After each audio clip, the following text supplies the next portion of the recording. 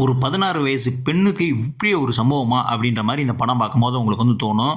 இந்த பொண்ணு உண்மையிலே பொண்ணா இல்லை சைக்கோவா அப்படின்ற மாதிரி கூட இந்த படம் பார்க்கும்போது தோணும். எல்லாருக்கும் வணக்கம், நான் உங்கள் சக்தி. இந்த வீடியோவில் நம்ம தமிழ் ட்ரீட் எபிசோடில் ஒரு தரமான உலக படம், அது ஒரு தமிழ் டப்பிங்கில் இருக்க மாதிரி தான் வந்து பார்க்க போகிறோம். வாங்க இப்போ நம்ம என்ன படம்ன்றதை பார்த்துடலாம். அதுக்கு முன்னாடி படத்தினுடைய ஒன்லைனர் ஸ்டோரி என்னன்னா, 16 வயசு பொண்ணான லீசா தன்னுடைய பெஸ்ட் ஃப்ரெண்டை கொடூரமான முறையில் கொலை செய்யப்பட்டதுக்கு பிறகு அந்த கொலை செஞ்சது அவ தான் அப்படின்னு குற்றம் சாட்டப்பட்டு கைது செய்யப்படுறா.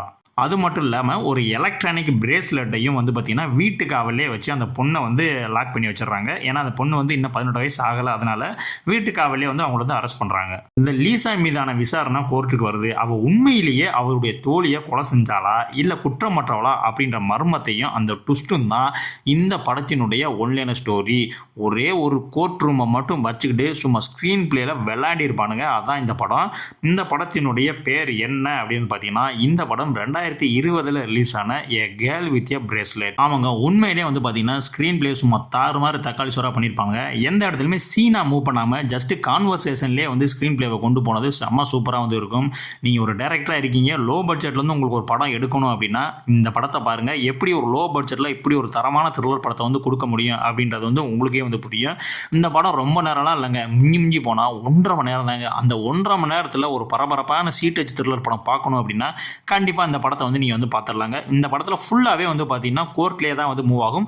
ஸோ ஒரு 4-5 சீன் மட்டும் தான் சும்மா வெளியே எடுத்துருப்பாங்க. மற்றபடி மொத்த சீனுமே அந்த கோர்ட் ரூம்குள்ளேயே தான் நகரும், அந்த கான்வர்சேஷன்லேயே தான் நகரும். அந்த கான்வர்சேஷன்லேயே நம்ம சீட்டேஜில் ஒரு த்ரில்லர் படம் பார்த்த மாதிரியான ஒரு எஃபெக்ட் வந்து கொடுத்துருப்பாங்க. அப்போ எந்த அளவுக்கு வந்து ஸ்க்ரீன் பிளே இருக்கும் அப்படின்றதும் பார்த்துக்குங்க. அது மட்டும் இல்லைங்க, இந்த படத்தில் அந்த லீசாவாக நடித்த அந்த பொண்ணோட பெர்ஃபார்மன்ஸு சும்மா தெறிக்க விட்டுருக்கோம். இம்மா நீ எல்லாம் பிறவி நடிகைமா அப்படின்ற மாதிரி சொல்லுவீங்க. அந்த அளவுக்கு வந்து ஒரு தரமான நடிப்பை வந்து வெளியிட்டிருப்பாங்க. அதுவும் இல்லாமல் இந்த படத்தில் கொஞ்சம் அடல்ட் சீனே இருக்குங்க. ஸோ நீங்கள் வந்து ஃபேமிலியோட மட்டும் இந்த படத்தை வந்து பார்க்க முடியாது. ஸோ அதை மட்டும் நீங்கள் வந்து பார்த்துக்கோங்க. கிளைமேக்ஸும் வந்து பார்த்தீங்கன்னா இந்த கிளைமேக்ஸை உங்ககிட்டே வந்து டைரக்டர் விட்டுருப்பாரு. இந்த படத்தை ஃபுல்லாக பாருங்கள், அப்போ தான் உங்களுக்கு வந்து புரியும் ஏன் இப்படி சொல்கிறேன் அப்படின்ற மாதிரி. ஸோ இந்த படம் நீங்கள் பார்க்கணும் அப்படின்னா இந்த படம் உங்களுக்கு ப்ரைம் வீடியோவில் தமிழ் டப்பிங்கிலே வந்து அவைலபிளாக இருக்குது. என்னை பொறுத்த வரைக்கும் நீங்கள் மிஸ் பண்ணவே கூடாத ஒரு தரமான படம். ஆனால் ஒன்றே ஒன்று சொல்லிடுறேன், ஆனால் ஒரு மெலோ ட்ராமா அதை மட்டும் நான் வச்சுக்கோங்க. ஒரு கோர்ட் ரூம் ட்ராமா எப்படி இருக்கும் அப்படின்றது உங்களுக்கு தெரியும். அப்படியே ஸ்லோவாக தான் போகும். ஸோ அந்த ஸ்லோவாக தான் போகும். அதிலே வந்து பார்த்தீங்கன்னா உங்களுக்கு ஒரு பரபரப்பை வந்து கொண்டு வருவாங்க. ஸோ இந்த மாதிரியான படங்கள் உங்களுக்கு பிடிக்கும் அப்படின்னா கண்டிப்பாக இந்த படத்தை வந்து வாட்ச் பண்ணி பாருங்கள். ஸோ உங்களுக்கு இதே மாதிரி தமிழ் ட்ரீட்டில் இதே மாதிரியான ஒரு உலக படம், அதுவும் தமிழ் டப்பிங்லேயே இருக்கிற மாதிரியான ஒரு உலக படத்தை அடுத்த எபிசோட்லேயே நான் இதே மாதிரி வந்து உங்களுக்கு கொண்டு வரேன்.